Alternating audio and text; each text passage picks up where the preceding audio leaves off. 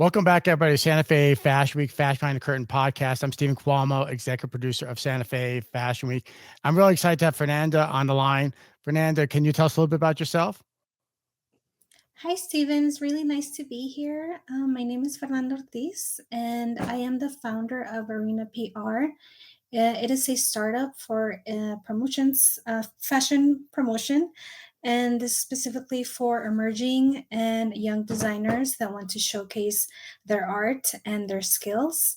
I have been with this project for the last year, and it's been growing um, pretty fast. And the support from everybody has been spectacular, especially in El Paso, where I'm based. Everybody loves fashion. I think we all can agree that fashion is an art form, and of course, it's the first impression that you give other people. Whatever you wear on yourself is the first impression that you're going to give, and of course, is very important. So I'm really glad to be here, and I'm happy to talk about Arena PR and all things fashion with you. Sounds great. So tell us, how did you get into the fashion industry? What was your journey?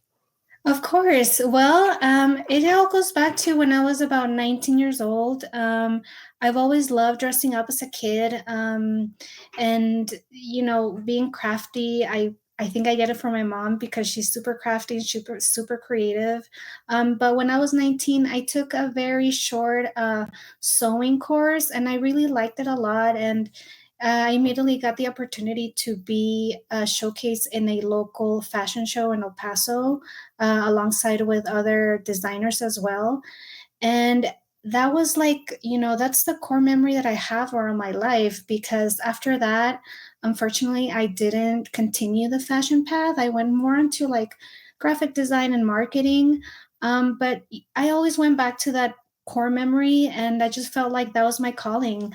So 10 years later, after I graduated high school, I'm like, what the hell? I'm just gonna start doing it. I already have this experience in marketing. I love fashion, and I think it's been going great. Like I said before, this past year, my Instagram page has been growing a lot. I've been getting plenty of support. There's a lot of talented designers out here in El Paso, as well as Juarez, and of course, Las Cruces.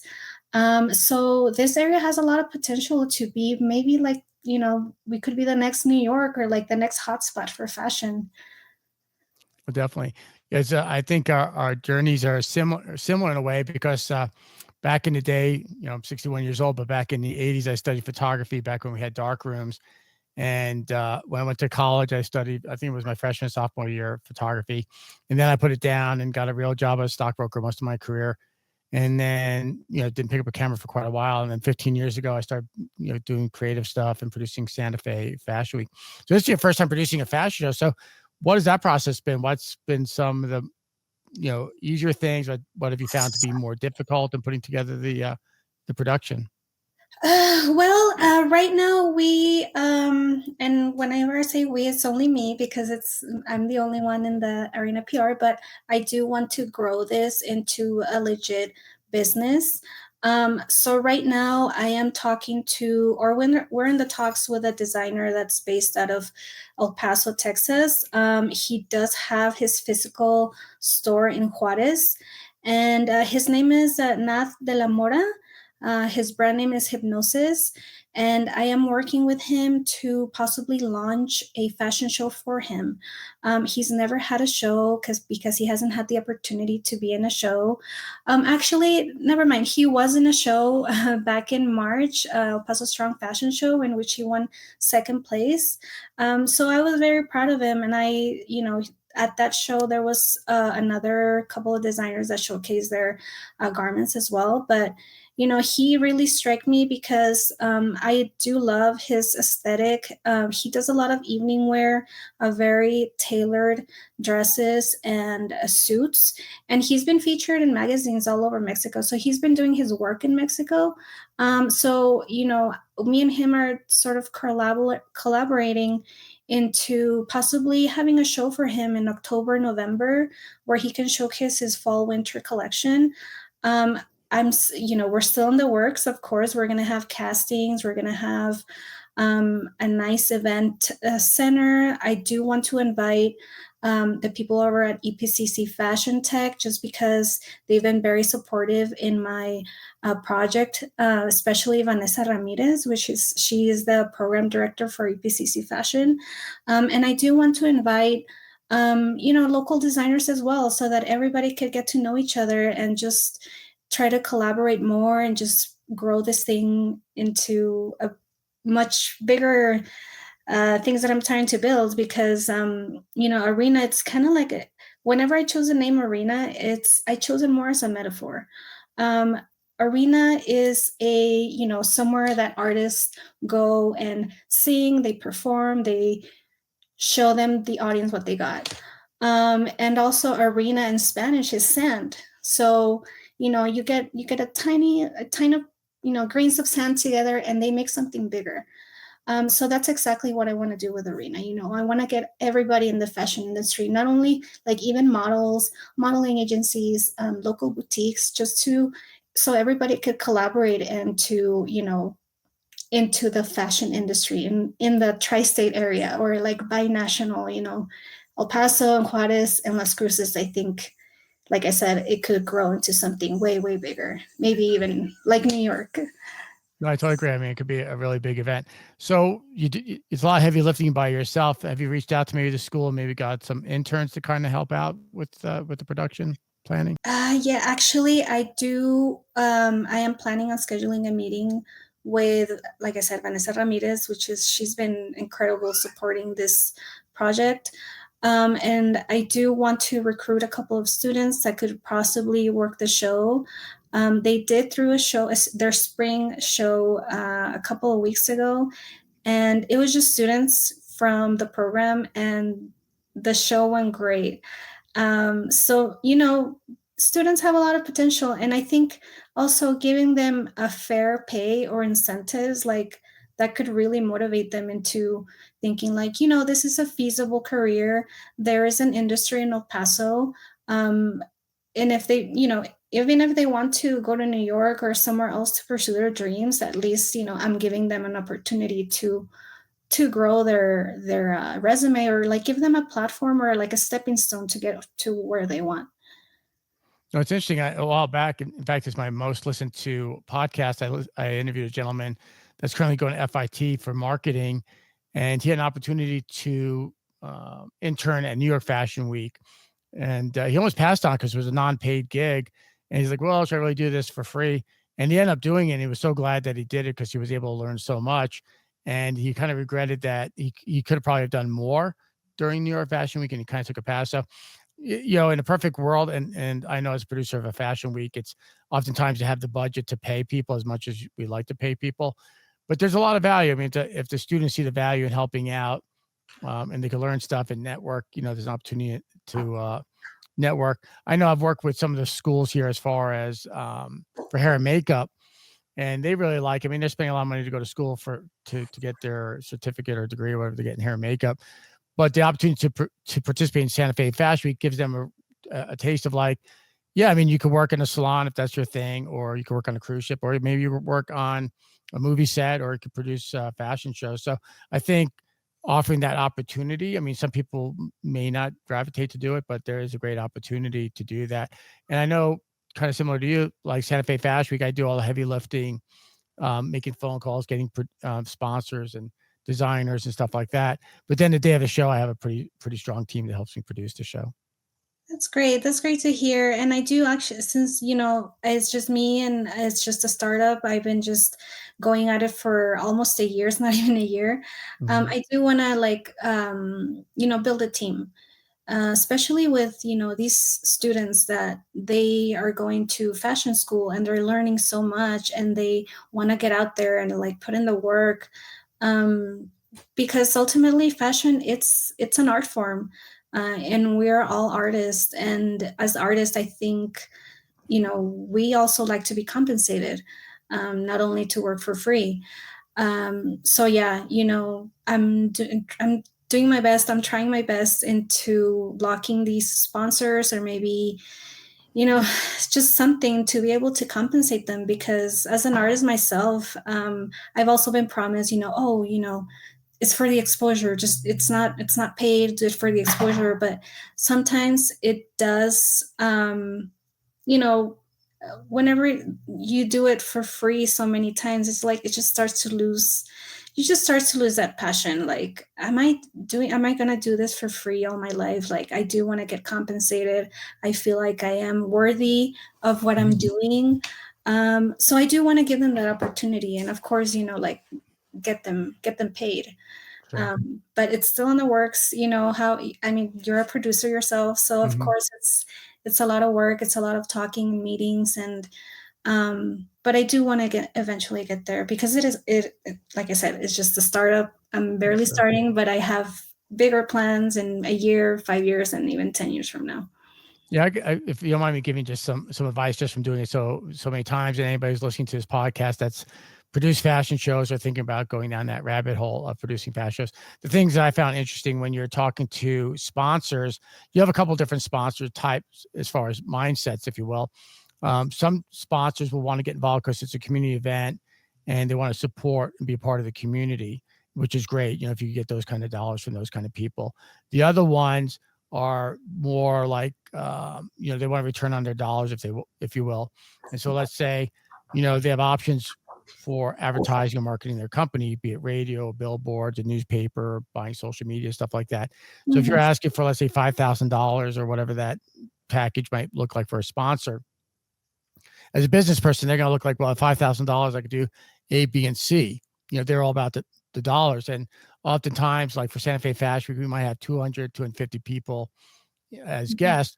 So they're paying a lot of money per eyeball, and of Mhm. course you could offer them, VIP packages where they could they could bring their best clients to the fashion event. So kind of pitching it that way, but just really understanding the mindset of what these sponsors want to do, because they're both very important. But again, a lot of sponsors are going to be, what is in it for them, which makes sense. So that'll be your challenge. Obviously, a lot of people, at the end of the day, they want to get paid.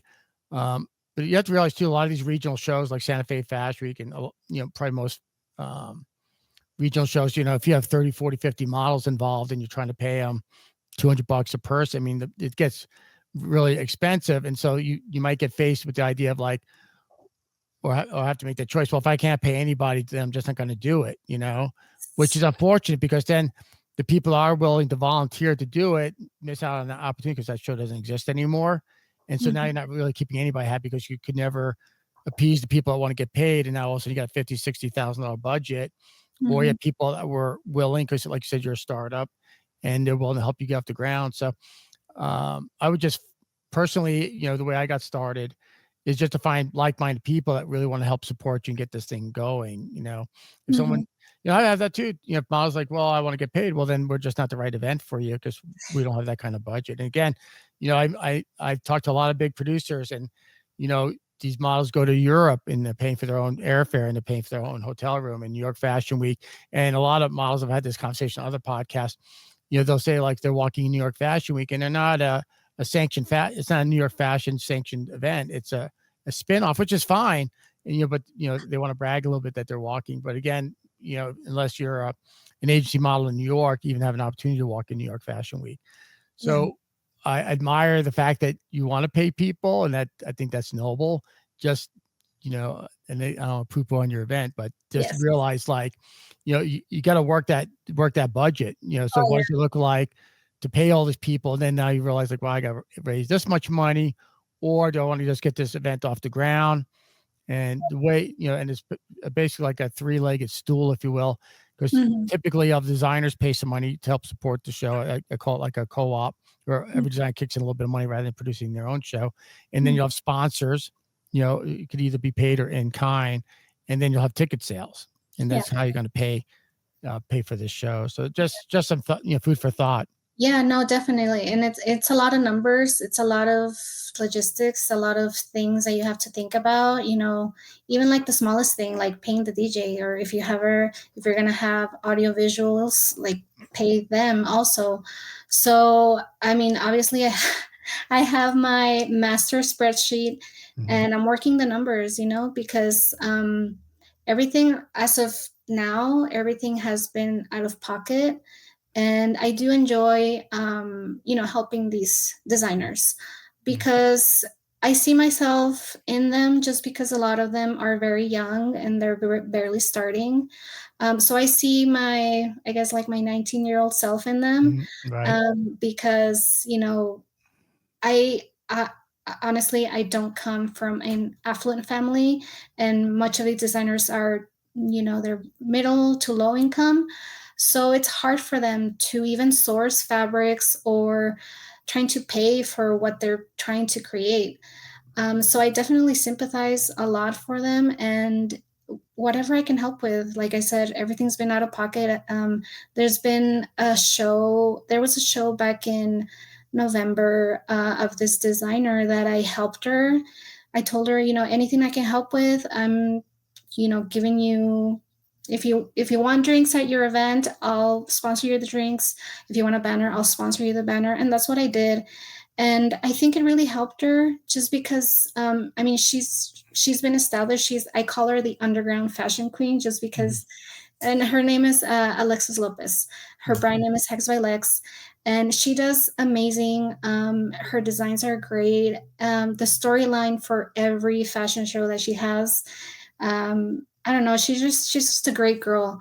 And I did help her with the show. I helped in everything that I could, and I just felt really good because I was not expecting anything back. And I think when you help out without expecting, like, that's really more enjoyable because you're just trying to help people and just trying to make their dreams come true and just help them any way they can. Even with, promo on my page, paid sponsorships. I go to the fashion shows that I can and record them and give them free promo. And I think for them, it also means a lot, because free promo is free promo. So mhm. as long as you put your name out there, I think that's great.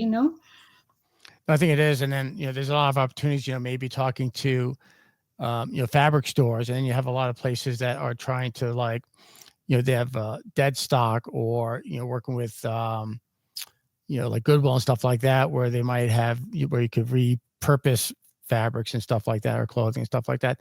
So if there's a will, there's a way.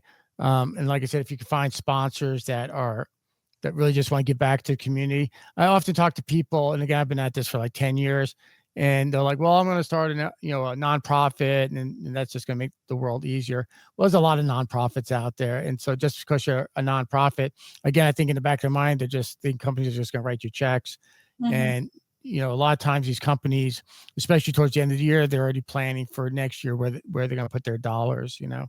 So it's not a cure all just because you're a nonprofit. So you could be and I always tell people like, are you a for profit? I'm like, well, I'd like to make a profit. Of you know, course. Yeah. Everybody. yeah, but it's not like I'm necessarily making, it's a lot of work for, you're not really doing it. Not, at least in my case, it's really not for the money because there's a lot of expenses, and a lot of times people will be there and they're like, wow, there's a lot of people here. You must be making a lot of money. Well, a lot of times the sponsors are getting free tickets, and this person's getting a free ticket. And, you try to get butts in seats. So Hmm. you have that going. So no, my hat's off to you. I think it's great. If you have the heart for it. Often people talk about following your dreams, and which just sounds like a dream, but oftentimes when it becomes really heavy lifting, it's like, well, maybe that wasn't the right dream for me. Oh, So. yeah. Yeah, I agree. And I was having this type of mentality the other day. I'm like, oh, I want to give up. And, well, what is this for? Like, I couldn't really connect with why I was doing it. Mhm, And like I said, Vanessa Ramirez has been a huge supporter of my project. And she tagged me in an article from EPCC News that EPCC fashion students went to this competition in Dallas, and some of them won prizes and honorable mentions. And I could not attend the fundraiser that they were doing, but I did. I was able to donate, and she mentioned it in the article. So that little thing that I'm like, okay, this is why I'm doing it. You really have to like connect with the why whenever you're having one of those days, like, what am I doing? I don't know what I'm doing. Like, is this feasible? Like, is it gonna work? So, those little things it was last night that I saw the article, and I'm like, this really makes a difference, having that little recognition, like it makes me move forward, like this is worth it. And of course, like, reconnect with your why are you doing it? Like, is it for you? Is it for the students? Is it because you want to make money? Is it because anything? Everybody has their own why, and I'm doing it just so I could help these students achieve their dreams, or kind of like give them that stepping stone to their dreams wherever they want to do with their fashion degree. No, you bring up a good point. It's interesting. I've read similar books. I've read, well, it's interesting too, to kind of take it to the next level. Knowing your why, why you're doing it. But I think what's also important, which a lot of people talk about, is knowing their why. Mm-hmm. Why do they want to be a fashion designer? Why do they want to sponsor? Why they don't want to be a sponsor? So obviously your why, or your why meaning any person that's doing anything, is like knowing your why, because that will keep you driven. But I think also as important, if not more important, is understanding their why. Again, if you're helping fashion designers and they're not as fully committed as you're committed, and now all of a sudden you're supporting someone who's like, well, they're really in it, Mm-hmm. because again, they're gonna reach their boiling point too. Like, why am I even trying to be a fashion designer? This is freaking Mm-hmm. hard, or a model or a stylist. So again, yeah, knowing your why, same thing, why do I do my podcast? I love connecting with people and educating people. And I think podcasts are a really great way to educate people that want to be in the fashion industry. I think when people sit down to listen to a podcast, they know they're going to be in it for a while, where like TikTok is kind of like a fast moving train. And LinkedIn again is a great way for networking. But yeah, knowing the whys, why people want to help out. And again, also, if you know why they don't, maybe you could address that as well. And maybe it's just not a good fit. I know we've talked in the past about maybe you getting into like helping designers with manufacturing and sourcing and stuff like that.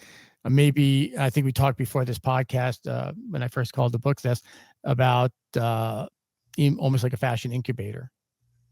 Oh yeah, definitely. And like, yeah, those plans are in the works, definitely.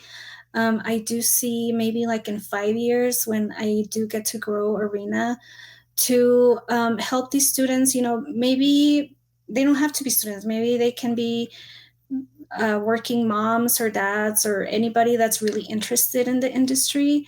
I do want to create programs for them, maybe in the afternoons, that they can attend. I do want to invite people in the industry to give talks, even if it's like a Zoom call, maybe have them in person. So that they can also, they could see that there's a possibility to achieve their dreams, even if they're, 40, 50. Because I think it was Vera Wang, she was about like 45 whenever she started her brand. So I do want to give everybody the opportunity to learn the industry. And of course, we have all these students with all this knowledge, and maybe they could, teach them as well.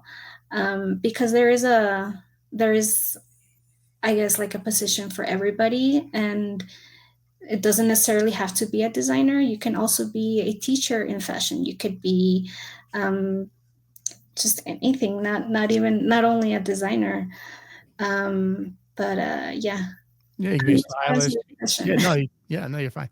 I mean, yeah, you could be a stylist. You could be into marketing. I mean, there's a lot of facets to fashion, and it's interesting too, because the oftentimes the older generation, my generation, if you will, they follow a different career path, even though they had a burning desire to be a fashion designer or something like that. And so, yeah, you have a lot of people that maybe they're retired and even have some savings, and they want to get, now they're ready to follow their dream, or they had some kind of life event. And you maybe find someone who's an established designer or marketer or whatever, and they want to give back to the community too, and they can donate their time and help educate people as well. Oh yeah, definitely. And I think El Paso has a very vibrant like art community in itself, and everybody just tries to help each other out, as far as my experiences. Um, and I think Arena could grow into something big in El Paso, and it could be maybe nationally known or internationally known. because El Paso just doesn't get a lot of credit for fashion. You think fashion, you think New York, LA, Paris, Milan, all these big cities, but we have our own thing going on, and I think from what I've seen, everybody's so talented, they're so driven. They're artists, ultimately they're artists and they're passionate at what they do. Well, Definitely. you kind of remind me of a conversation I had with someone. I'm actually having a podcast with a woman who writes for Vogue Italia, and she was telling me a lot of people are forsaking it, like they're not going to the big fashion shows, they're not going to New York or LA. They actually um, feel like those are almost like a little played out, and they're going to regional shows because maybe there's something El Paso that they really like to do, or maybe Santa Fe, they're going to Santa Fe for fashion, but also they could do art and they could do balloon rides, whatever. So they're tying in like more of a vacation, because let's face it, most people in the United States, they get a couple of weeks off a year if they're lucky. And so they're like, well, instead of going to this event in New York or LA, I really want to go to El Paso and take in the fashion and the arts and do other things that you can do in El Paso. So I think regional shows, I think a lot of people don't realize, and it kind of turned on, it was kind of the light switch turned on for me when she said that. Like, wow, I never thought like that. Like people are like, yeah, I want to go to a regional show, see maybe regional art, regional fashion. And so that's something you could even have a conversation with your designers, because I think for a long time, and I often talk about this too, is like you and I are both in these flyover states. We're not in New York or LA. And so somehow we don't really count when it comes to different industries. So with that in mind, reach out to people that want to come to El Paso and Yeah. see El Paso fashion. Yeah, for sure. And like I said, Paso is very vibrant.